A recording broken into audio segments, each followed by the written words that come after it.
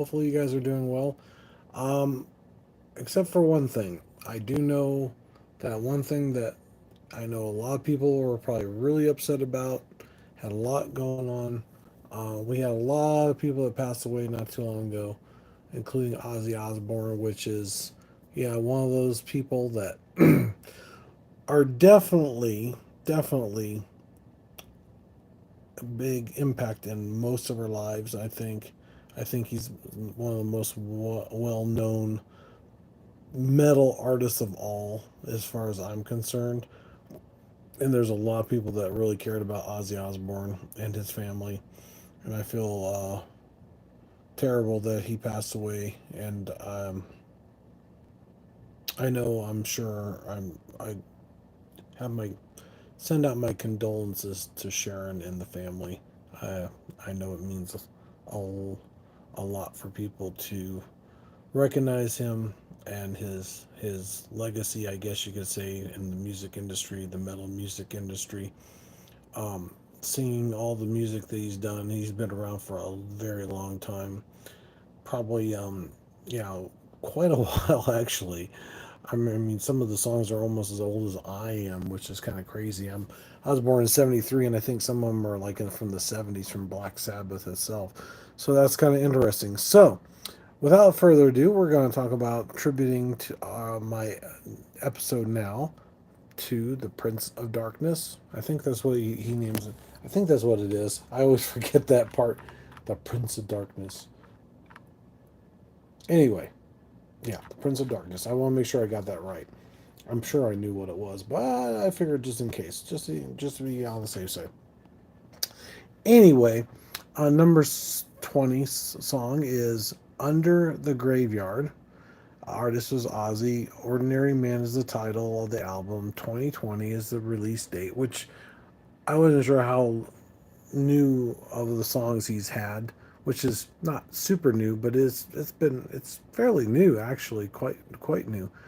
A powerful and introspective track from his recent album Under the Graveyard, showcasing Ozzy's enduring voice and ability to craft compelling narratives even late in his career, which is kind of crazy. It's what, 2025 now, and that was released in 2020.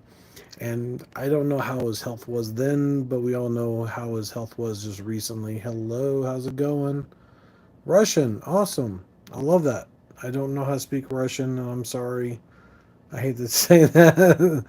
I'm glad you're here, and everybody else that's here right now watching. If you don't, I was gonna say, if you're new to the channel, please don't forget to like and subscribe. Thank you. I can't understand me probably, but who knows? Number 19 is Perry Mason. That's an interesting song title. I didn't know he had a Perry Mason song.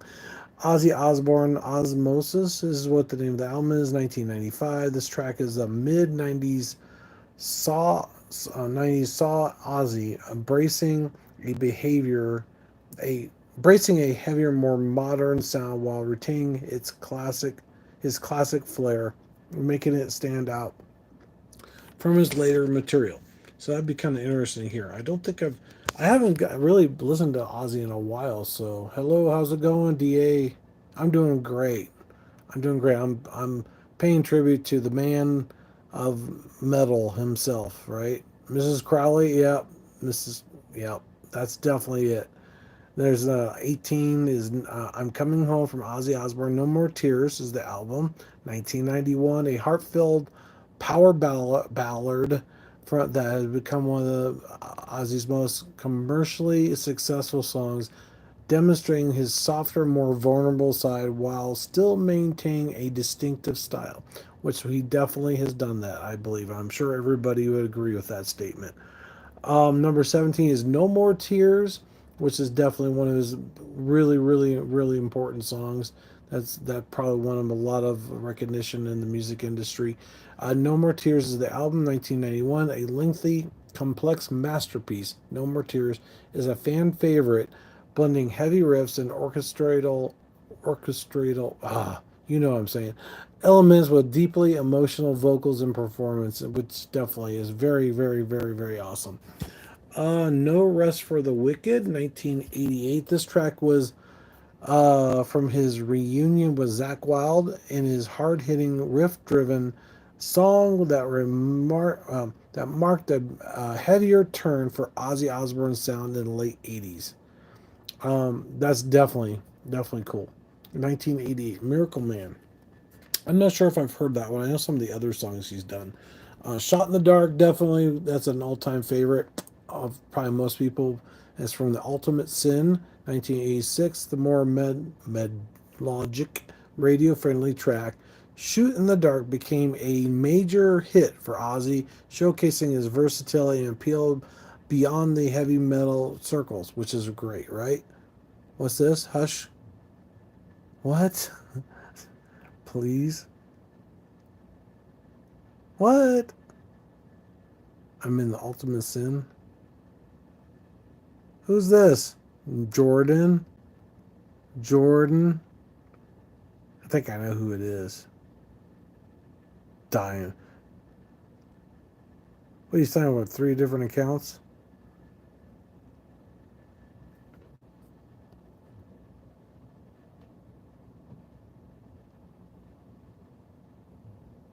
What the heck? Anyway, back to the thing. I don't know who that is. I think I know who it is. It's somebody I know. Um, Shot in the Dark. Bark at the Moon from Ozzy Osbourne, 1983, with its iconic horror themed music video. Bark at the Moon is a powerful, memorable track with a solidified Ozzy's theatrical persona in the 1980s. Hello, how's it going, Victoria? How's it going?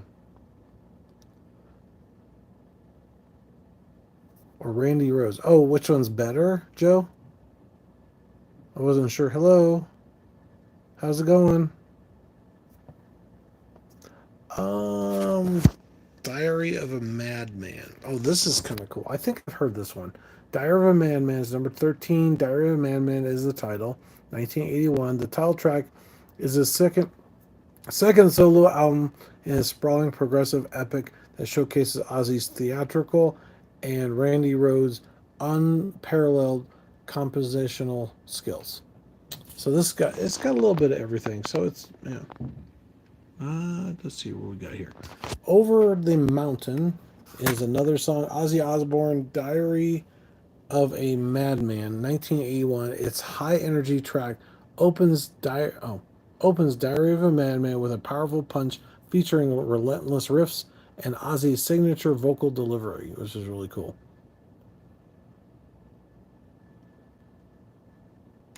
Oh, I think they're both amazing, but I would have to go with Randy. I think you're right. I think Randy might be a little bit better. Zakk is pretty cool too, but I think Randy. Yeah, definitely Randy. There's a reason for that. It's not just his playing prowess, I guess you could say. Yeah, I don't have my metal shirts on tonight. I have Venom tonight. So you know. So we're yeah, Venom and Ozzy, right? Number 11 is because that's pretty old out there too. Flying High Again, Ozzy Osbourne, Diary of a Madman. Did I already say that one? I think I did. Let's see here. What we got here? I don't know if it's number 10, which is kind of interesting. I say that every once in a while. I tell people I don't know. Blizzard of Oz is the album. 1980, kicking off Ozzy's solo debut, I Don't Know, immediately asserted his new direction and combining powerful vocals and dynamic, aggressive musically. I think I have heard that song, but I'm not sure. I'm not 100% positive. Mrs. Crowley, there you go, number 9, because somebody mentioned that earlier. I forgot who it was. But anyway, that's from Blizzard of Oz 2, 1980. The haunting atmospheric track, Mr. Crowley, showcases Randy Rhoads' incredible neoclassic guitar work with Ozzy's dramatic storytelling becoming an instant classic. There you go, Randy Rhoads. Boom. Right? We were just talking about that too. Crazy Train. Crazy Train is awesome. That's one. All aboard, right?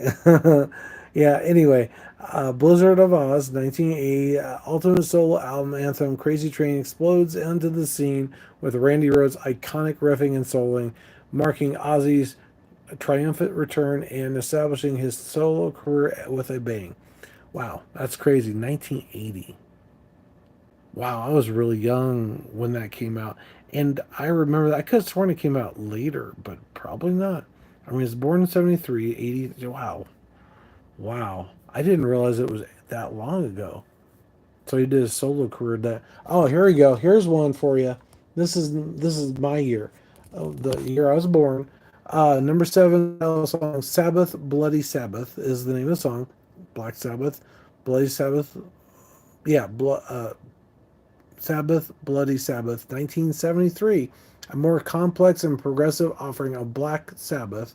Its title is track combines heavy riffs, intricate arrangements, demonstrating the band's evolution of Ozzy's commanding presence, and that was released on the year I was born. I don't know what the day and month are, but it'd be kind of interested to find out. Number six is Snowblind, a Black Sabbath, of course. Album title Volume 4. I guess that's the name of the. I guess 1972. That was the year before I was born. This track delves into darker themes with mesmerizing, almost psychedelic feel, showcasing Ozzy's expressive vocals and the band's willingness to experiment with their heavy sound. I think probably most of their albums were like 73 and before, so probably about the time I was born. That's probably why I don't remember a lot of Black Sabbath, but I knew their songs. Children of the Grave. That's the one that Lamb of God just recently did for the thing. And also, I got a shirt for that. They were doing a thing for Parkinson's disease. I think that's what Ozzy had. All the money, the proceeds or the extra money will go to that. So if you haven't done that already, go to, I think it's the Lamb of God site, I believe. They've got one. I think it has Lamb of God and then Children of the Grave. And it looks kind of like the Black Sabbath stuff on it. So check it out.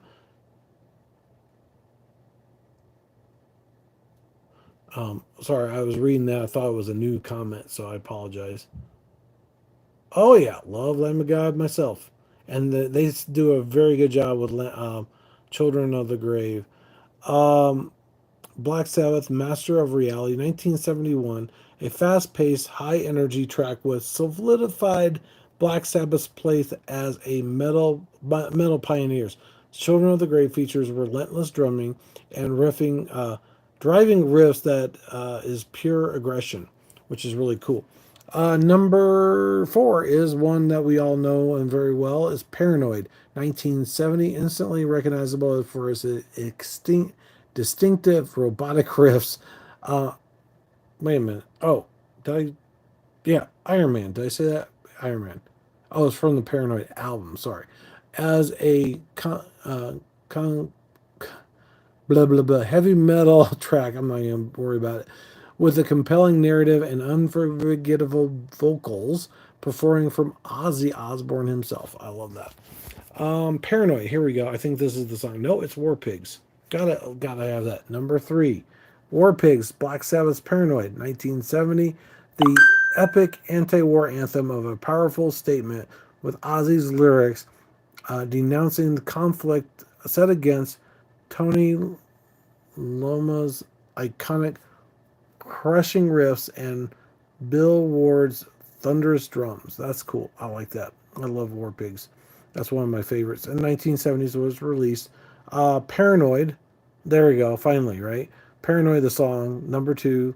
Paranoid, the album. 1970 is a short, sharp shock of pure metal energy. Paranoid became a unexpected hit and remains one of the most recognizable metal anthems, showcasing the band's ability in both heavy and catchy tunes, which is kind of cool. I love that. Anyway, number one, Black Sabbath, of course.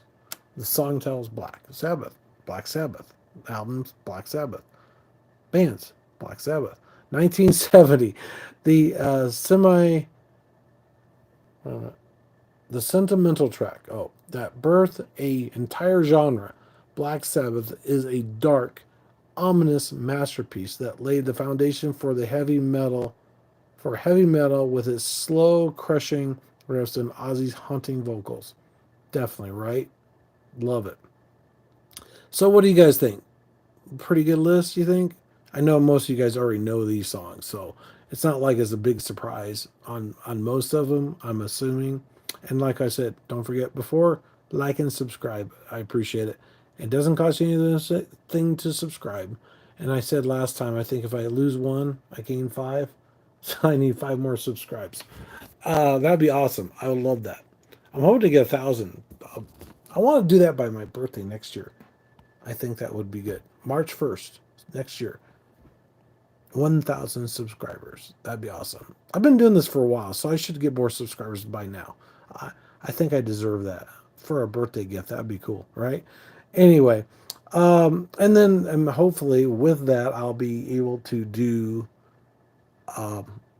interviews with people. And that reminds me, speaking of interviews and things, I was going to be at a concert tonight. I wasn't sure if I was going to go. And because partially I wanted to go with somebody, and my son, I thought maybe might be able to go, but I didn't give me an answer back. So I did that. I asked him, "Do you want to go?" Yada yada. Didn't hear back from him just before I thought I was ready to leave, and then all of a sudden I realized it's tomorrow.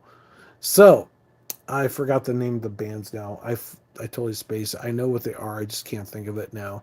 But they're death metal. They're gonna be really cool, and they're smaller. I think on YouTube there's probably about 200 subscribers on some of them, on at least one of the two bands. I think the one's a little bit bigger than that. But yeah, I think one's a local band because on the tour dates they have for their page, they're in Denver the entire time. So it'll be a closer one, a local one. Thank you. I appreciate it. Metal music out there. Okay. If we're going to talk about metal music out there. Oh, of course. You're there. I love that. Thanks, Joe. Appreciate it, Joe. I wonder what happened to some of my the long time people that have subscribed to the channel a while ago. Because some of them I haven't seen for a while. Some of them I forgot. It's like, okay, what's their names? I do forget. So just remind me. Like Amber, I probably won't forget her. She was giving me a lot of messages, and she still watches my stuff even now, and she still kind of makes comments, which I love it. Right? You know, I have heard of Orbit Culture. I'm not sure if I like them or not. I think they're good. They are good. I'm trying to remember because there's some certain bands I think it depends on the vocals. I think that if it's a little, I mean, the male vocalists that are lighter don't do as good as some vocalists do, at least for the guys. Now there is a band that I was debating. There's like four bands on this one tour, one that Bands in Town had on there that I just recently saw that I figured I'd check it out, and I think it's zero tolerance or something, and they have a male and a female singer. They both do really good on their light and heavy vocals, and usually light male vocalists. Yeah, I mean they sing good, but I don't know if they're good for the song that they're doing. I think it's, I guess it's kind of like Machine Head. You know, what's his name's vocals? I know his name. I can't think of it right now off the top of my head, but his vocals are heavy even when it's lighter, and it's kind of gritty. I think that's part of what I'm thinking about, but it's more emotional. It's more, I don't know. I don't know how you describe it. It's not like this. It's like up and down. It's like it's got a little bit of motion to it, I think, And that's what I like about certain music, especially the lighter stuff. But like Nine Inch Kills, they do a phenomenal job in their heavy vocals. I love his heavy vocals.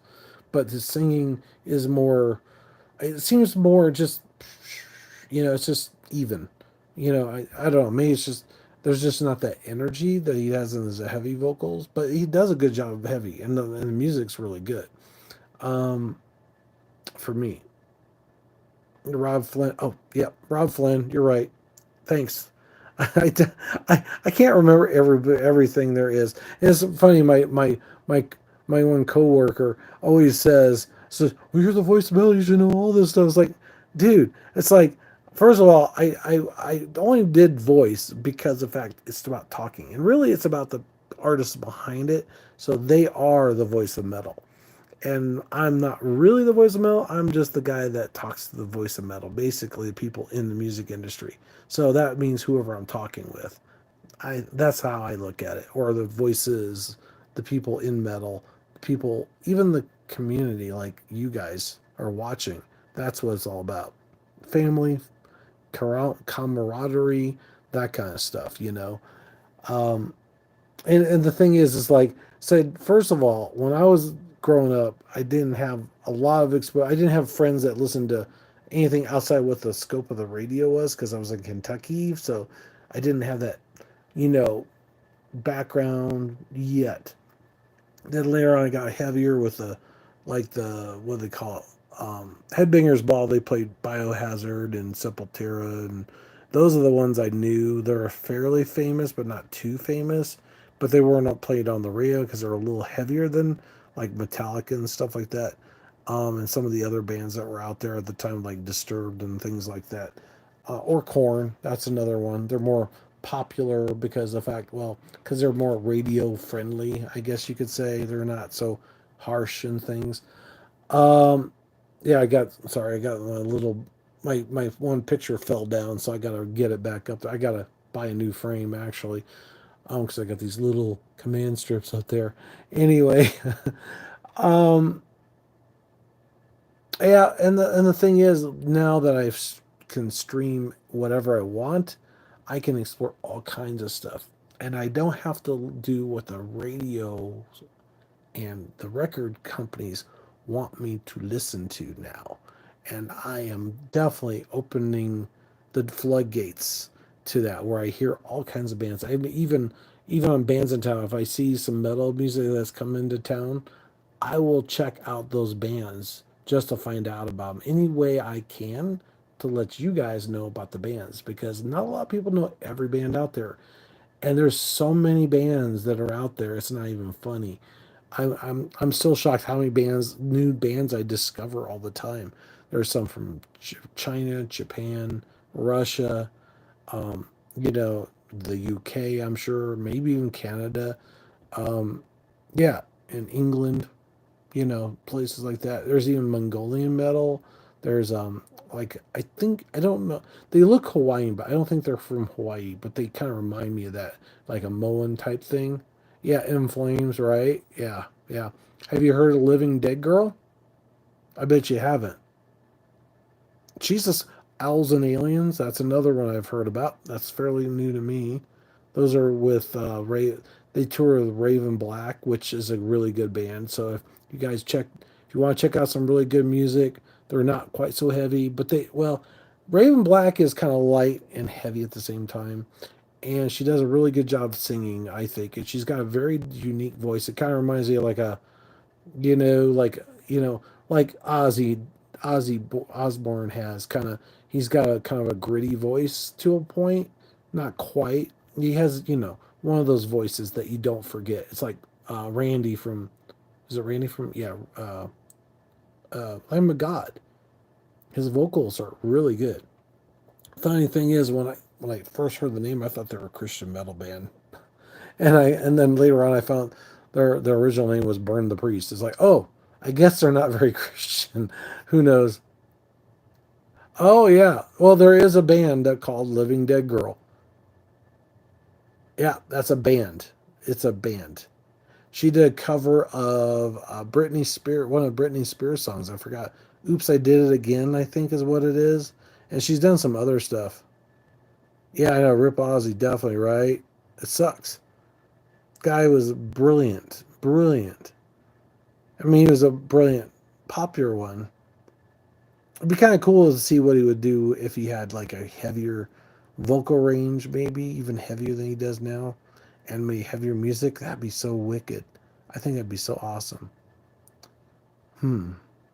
Because he has one of those voices. That's what I was talking about. Ozzy has a voice that is distinctive, but yet it's not so mellow. It's not there. It's got some range. It's got some emotion. It's got some energy. It's got one of those things that you don't expect sometimes. It's just, yeah, it's just the way he sings. He's got this, I don't know. It's not everybody has that kind of vocal range, and I guess I don't know how to describe it. It's one of those things, right? Yep. Owls and Aliens is definitely pretty awesome. Um, I'm trying to remember the band that I. You know what? Let me see if I can. I don't know if I got my. Don't know where my. Oh, I guess I don't have my. I usually have another. I have my older phone, and I was gonna try to find the bands that I was gonna see, but I'll try to remember, write it down, and put it down here somewhere where I don't forget the bands I'm going to see tomorrow night. So probably won't be on. Maybe if I do, I'm going to be late. Probably they're going to be um, uh, going to a. It's like a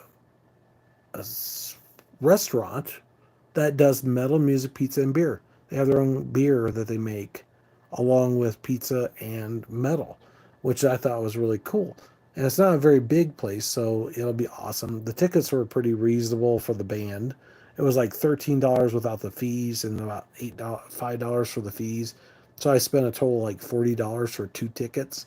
So that was pretty reasonable, I think, yeah, that was $40. I think it was. Then the protection and all this other stuff on it. So, yeah, so I figured why not? Shoot. Maybe get a pizza, sit down, watch them play. That'd be so awesome. Yeah, me and my son are going to go, so we're going to share a pizza probably. I think that'd be kind of cool. I think it'd be awesome. I don't know where my other phone is. I had it here. Yeah, I'll figure it out later on. But anyway, yeah, it's kind of crazy. Okay, well, I'm a little over. Has anybody got any comments? Things things you want to remember about Ozzy Osbourne that you like? Did you ever see him live? Which I know, unfortunately, I did not. Um, I think at one time I was busy raising my son, and before that, I was listening to Well, I was listening to Ozzy, but not like all the time. I was listening kind of in between, and if I could have gone, I probably would have. But you know what I mean, right? Um, Oh, I think there's another group that's local. Tides of Technocracy, I think is what the name is. Another band locally here in Colorado is, I'm trying to think of the name. Purge of the Heretics. Purge of the Heretics. Very awesome. Um, I'm trying to think of some of the other ones I've seen. I don't remember. But, and then my son, he's planning on making his own band too. Oh, and so you all know, and I'm going to kind of plug this one again too, is the Violent Hour is a band that is started from Carla, that used to be in the Butcher Babies, is no longer part of the band. And I'm hoping you all will check out her music, Hello Hollywood and Sick Ones, because I've been trying to promote her band too, along with all the other ones. If you've got a small band, like I said, let me know. Please, I appreciate it. If you want to interview, I would love to have you on. We'll see what happens. Go from there. If you know somebody that's in a band, metal band, let me know. I would love to hear from you. And the thing is, for some reason, my community was turned off, so people couldn't post. I guess I didn't know that. For some reason, YouTube kicked it off, just like a couple other things. It's like every time I do my live videos, it goes to private, so I have to flick it to public instead of private.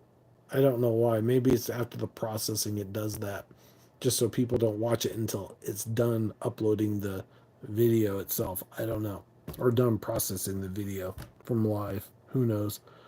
Um, yeah. See, we had 17. Now we got 15. Went from 17 to 8 to 15 people watching. So who knows? So anyway, no more questions. No more answers.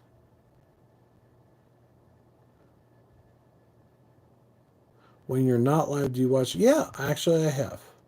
Why do you have one? Oh, that's cool. I'm glad to hear somebody got to see. Yeah, I could have. I should have went to an Ozfest. I was probably raising my kid, you know. I got to see the Rolling Stones finally, which is great because at least he's not gone yet, or anybody from his band. I think, yeah, most of the guys from there. I got to see Lamb of God. No, I haven't seen Lamb of God.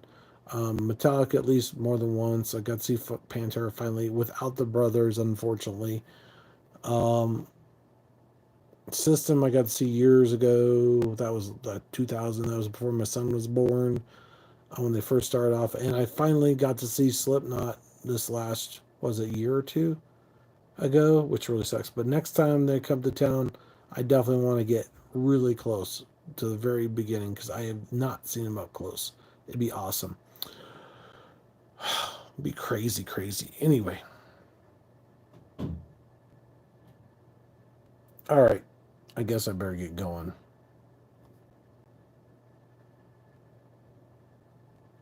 I definitely do too. Thank you very much, Joe. I appreciate it. That's awesome. And thank you, Jeffrey, too. I'll talk to you guys later. Have a good night. Because I have got to get going because I've got people that I know that, yeah, it's a long story. Take care. Thanks for watching. Hope to see you tomorrow night. Maybe if I'm not, well, it depends on what time I get on. If I get on at all, we'll see. Thanks for watching. Take care. Have a good night. And I appreciate each and every one of the subscribers that I have now and going forward in the future. So if you watch this, don't forget headbang, like, and subscribe. Oops. Boom.